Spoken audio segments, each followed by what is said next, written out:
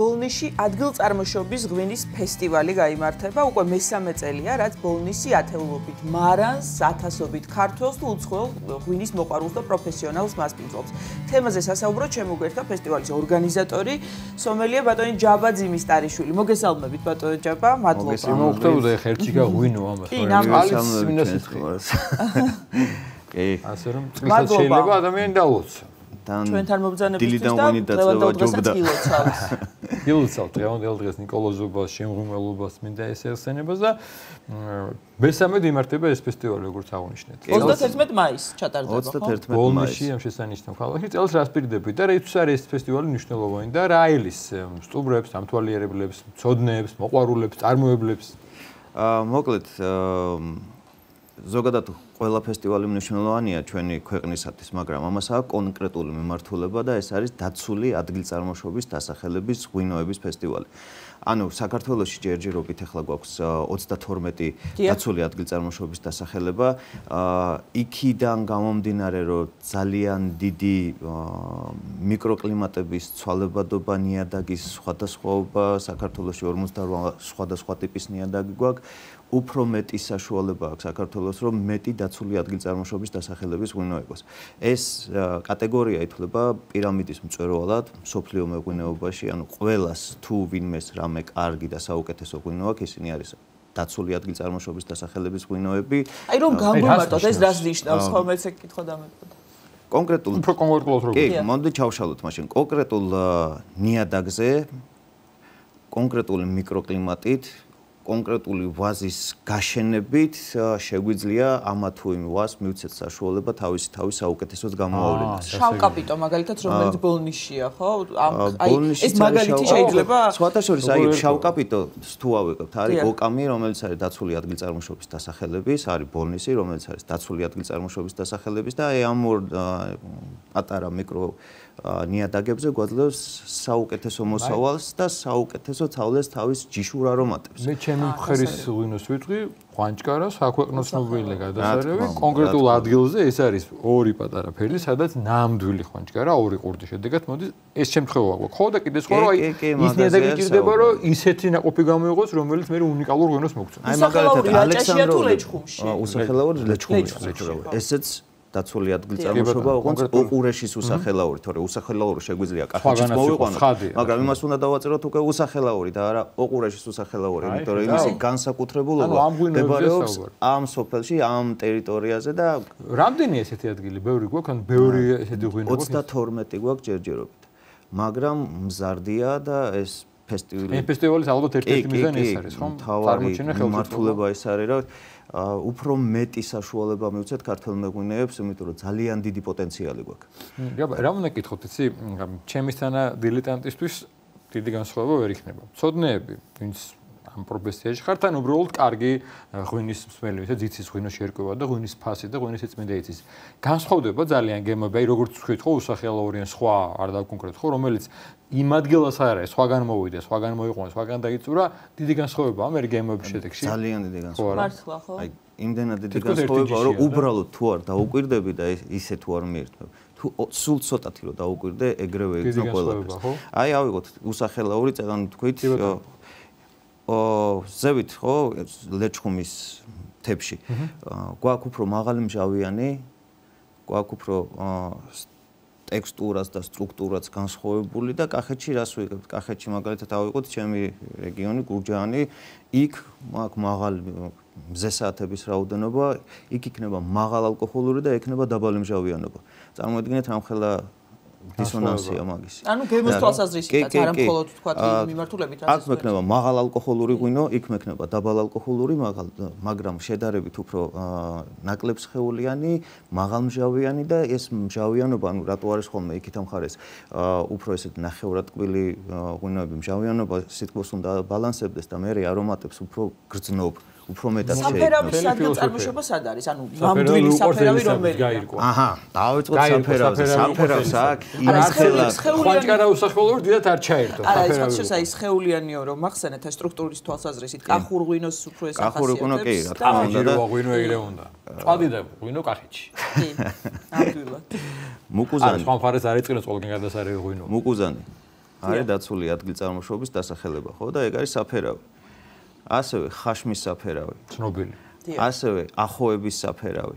ანუ საფერავს აქვს ძალიან დიდი გამა. და ყველა პატარ-პატარა სოფელში შეგვიძლია სულ სხვადასხვანაირი საფერავი. ალბათ ამიტომაც არის. კიდე ერთხელ ვეძახი, მე ვერ ვერკვევი ცოდნიერები, მაგრამ არის გამიშინჯა საფერავი და ყველა საფერავი შეიძლება სხვა გემოქონდეს. აქედან გამომდინარე. ავიღოთ ახლა ბოლნისური საფერავი.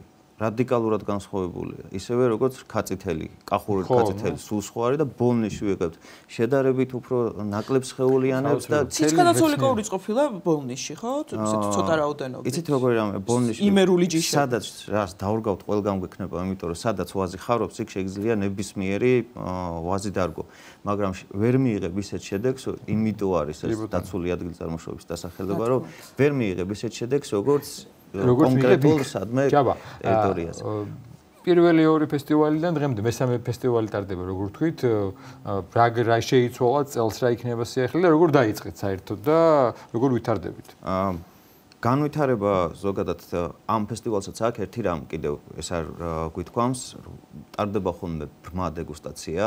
საერთაშორისო გამოცდილების მქონე ჟიურის წევრები ყავს ყოველთვის. ბრმა დეგუსტაცია არის შემოდის ღვინო, ვიცით ადგილწარმოშობა, ვიცით რომ ეს არის მუკუზანი და ვიცით რომელი წლის მოსავალია. შესაბამისად კომპანია ვინ არის მწარმოებელი არაფერი არ ვიცით და ხდება მისი ქულებრივი შეჯამება. გასაგებია, მე სხვა რამე მიგულს. რატომ ბოლნისი და არაფერი საწინააღმდეგოა კარაჩეული? არა, გეტყვი, ძალიან მარტივად გეტყვი. ღვინის კულტურა სამყაროში დაიწყო მაგ ტერიტორიიდან.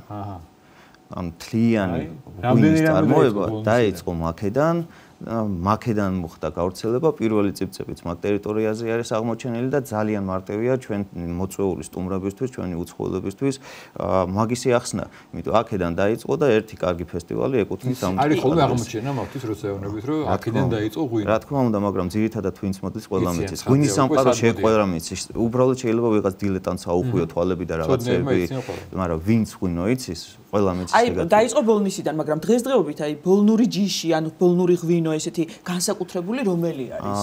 მაინც მოდი გამოვყოთ ერთი აი მაკეთა ტერიტორიის რაც არის შალა. ასურეთულ შალას რომ ეძახიან, ხო? ეგ არის კონკრეტულად მაგ ტერიტორიიდან დანარჩენი შეგვიძლია ეს საფერავი და ისინი რაც ეგ ტერიტორია ზოგადად ძალიან გავერანებული იყო, მაგათ ჩამოსახლება ქართველი მოსახლეობის და თავიდან თუ იცით ალბათ გერმანულების დასახლებები და მოკლედ საკმაოდ ძალიან დიდი და კარგი ისტორია აქვს, იმიტომ რომ მან შეიძლება კიდევ დარეგისტრირდეს ცალკე მიმართულება ღვინის დაყენების, იმიტომ რომ გერმანელებმა ნახეს ქართული ქვევრის ტრადიცია, აიღეს თავისი ევროპული ტრადიცია და რაღაცა შერწყმა გააკეთეს, იმიტომ რომ ქვევრებს ვერ უვლიდნენ კარგად, გამოიყენეს კასრები და გამოვიდა რაღაცა ახალი და შეიძლება მაგისი თვითონ როგორც არამატერიალური კულტურული ძეგლის სტატუსის მიცემა, იმიტომ რომ მხოლოდ მაგ ტერიტორიაზე კეთდება ასეთი ღვინო.